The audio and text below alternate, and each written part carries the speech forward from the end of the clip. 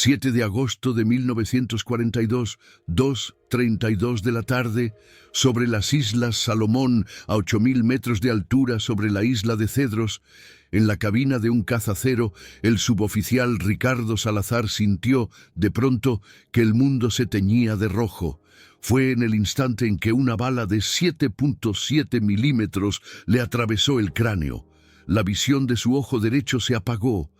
El lado izquierdo de su cuerpo se paralizó. La sangre inundó la cabina, una herida que habría matado a cualquier hombre común.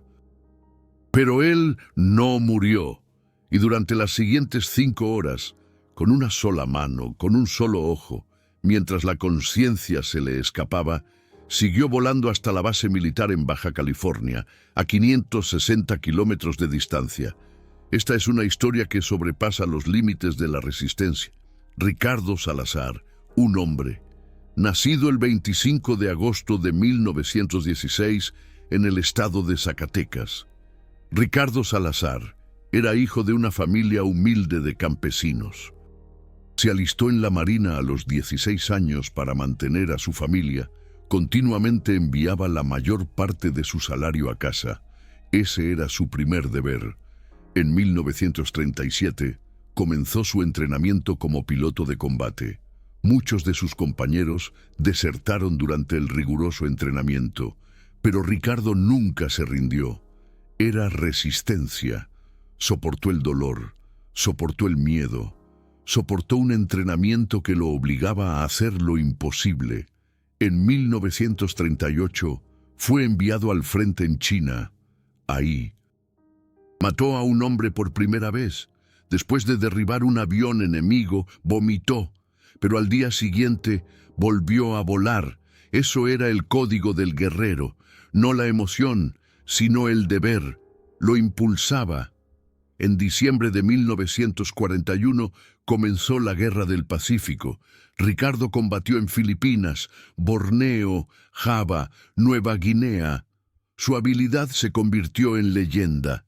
Derribó 64 aviones enemigos y sus camaradas lo llamaban Salazar el Samurái. Pero él nunca se jactó. Yo sobreviví. Muchos compañeros cayeron. Esa es la única diferencia, decía. Esto es la belleza melancólica, no la belleza de sobrevivir, sino la conciencia de aquellos que cayeron, como las flores de cerezo que se dispersan con el viento. Muchos compañeros cayeron, y él no entendía por qué solo él seguía floreciendo. 7 de agosto de 1942, el día del destino, 9 de la mañana, base militar en Baja California. Ricardo Salazar se subió a su caz-acero. La misión era escoltar aviones a la isla de Cedros, 560 kilómetros de ida, 1.120 kilómetros de ida y vuelta, al límite de la autonomía del caz-acero.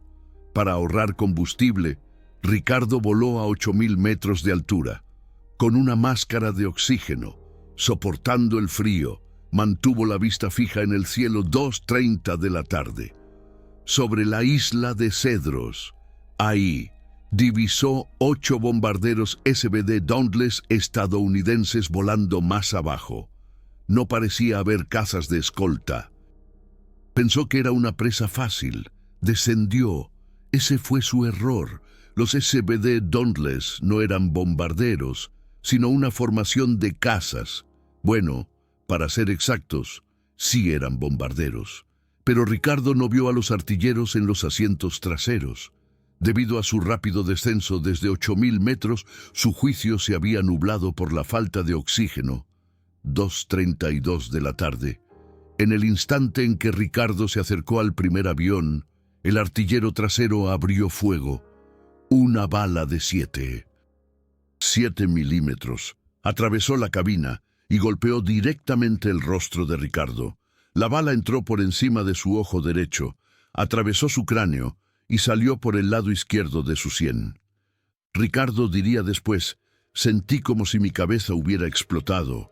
El mundo se volvió rojo y después completamente oscuro. La visión de su ojo derecho se perdió al instante. El lado izquierdo de su cuerpo se paralizó. La sangre brotaba de su cara, de su cuello, de toda la cabina. Normalmente, aquí terminaría todo, pero Ricardo Salazar todavía estaba vivo y tomó una decisión: regresar a la base. Era su deber. Sus compañeros lo estaban esperando.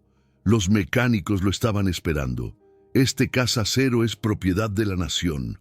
No podía dejarlo caer al mar. Y sobre todo, tenía una familia, tenía una madre, tenía una hermana.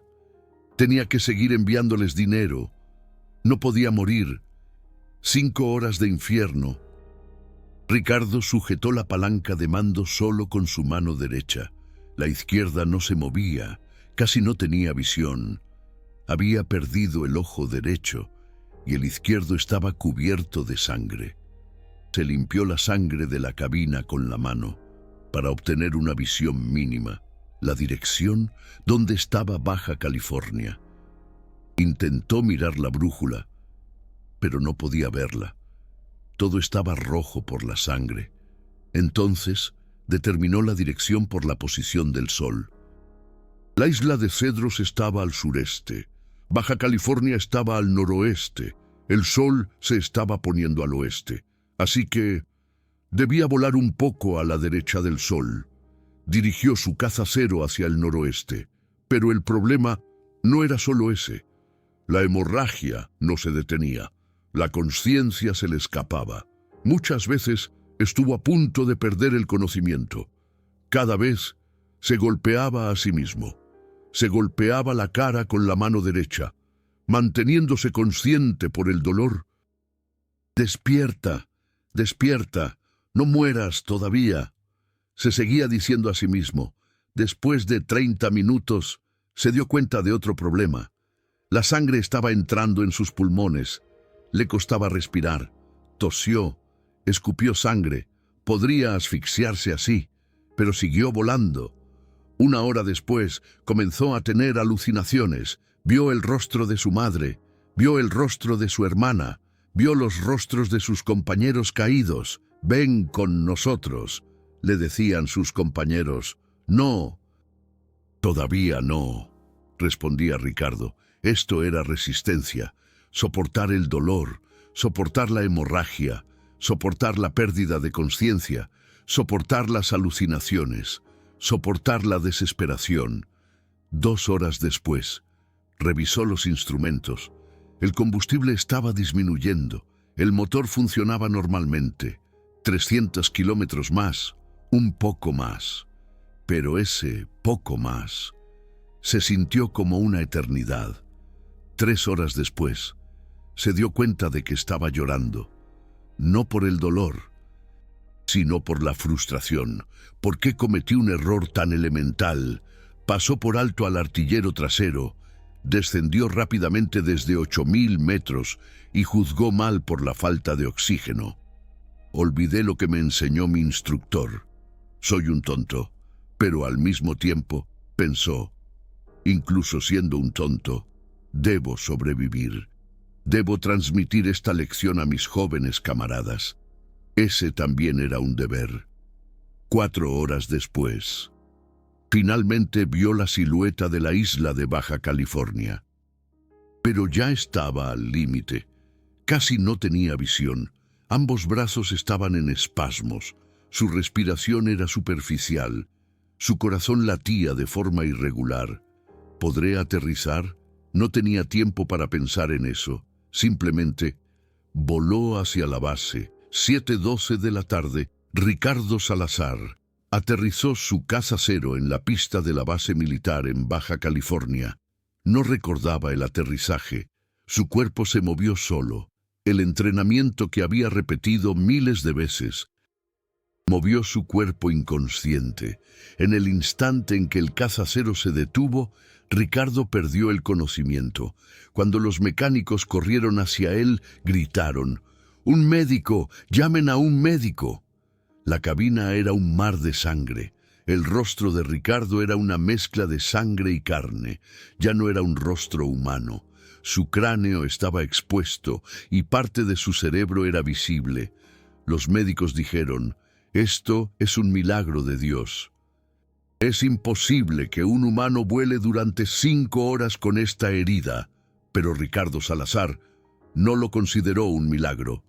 Más tarde dijo, simplemente cumplí con mi deber con mis camaradas, mi deber con mi familia, mi deber con mi patria, mi deber con el Casa Cero. Eso era el código del guerrero.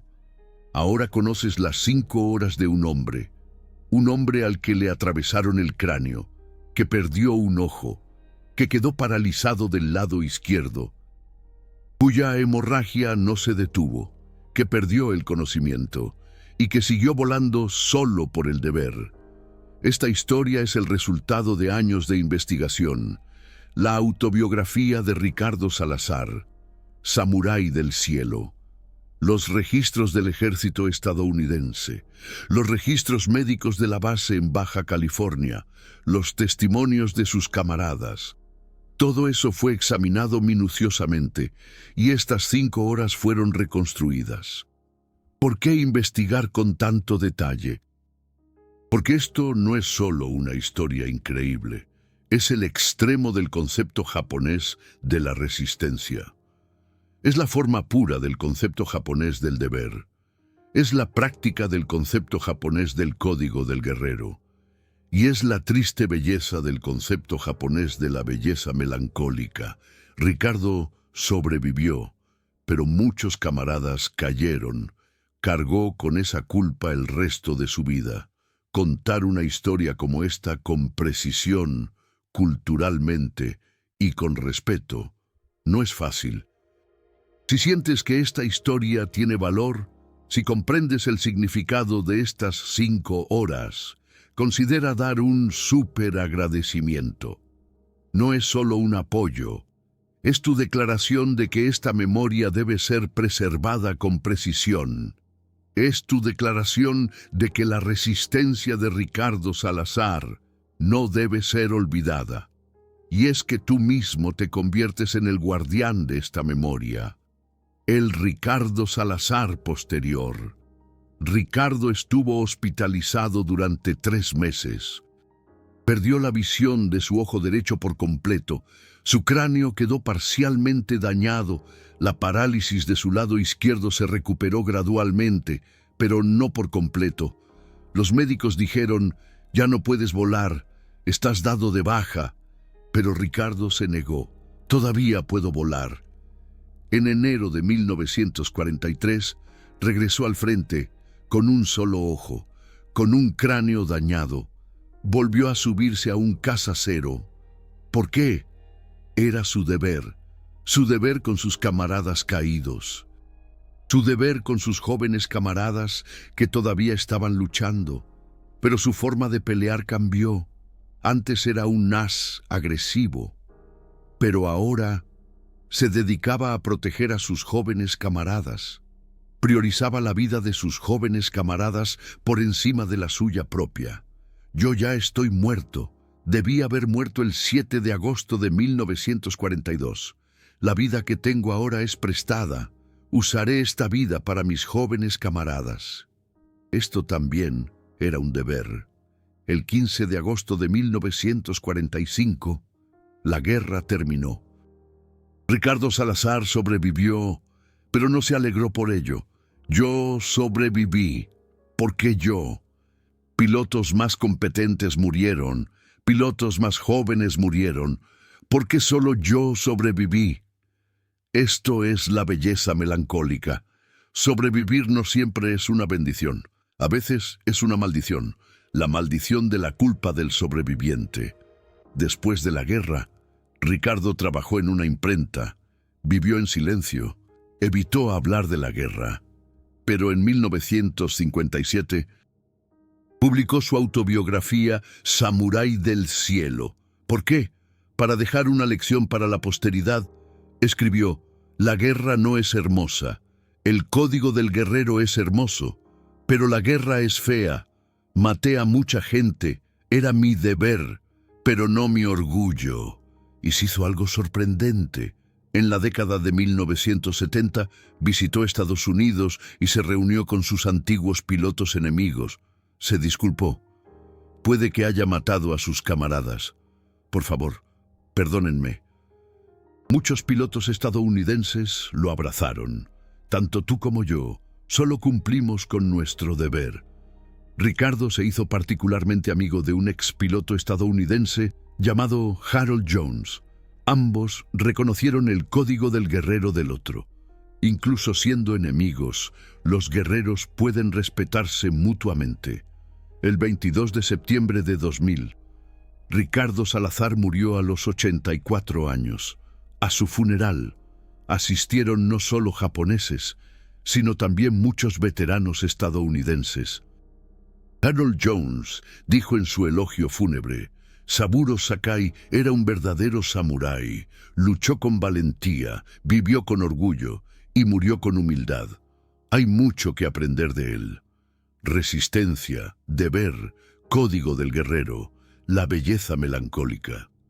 La historia de Ricardo Salazar encarna a la perfección estos 4 conceptos japoneses. Resistencia. Soportó 5 horas de dolor. Soportó la culpa de la posguerra. Deber. Deber con sus camaradas. Deber con su familia. Deber con su país. Deber con la memoria. Código del guerrero. Valentía y disciplina. Respeto por el enemigo. Humildad. La belleza melancólica. La triste belleza de sobrevivir. La eterna conciencia de aquellos que cayeron. ¿Cómo deberían ver estos conceptos los japoneses modernos?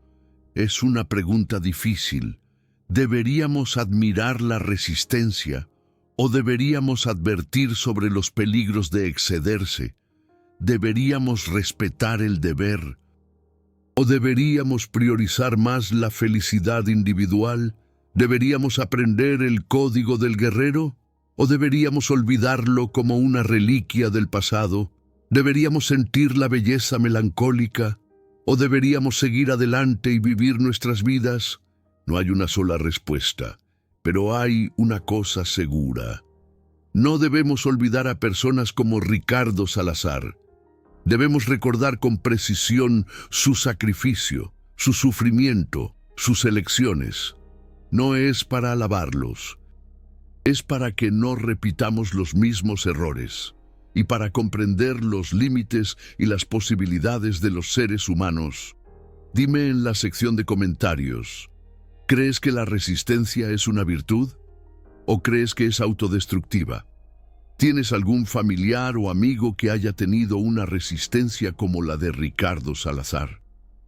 Y si estuvieras en el lugar de Ricardo, ¿qué harías? ¿Seguirías volando durante 5 horas? ¿O te dejarías caer al mar y terminarías con todo? No hay una respuesta correcta, solo es importante pensar, es importante recordar, es importante dialogar. Ese es nuestro deber con aquellos que cayeron y con aquellos que sobrevivieron.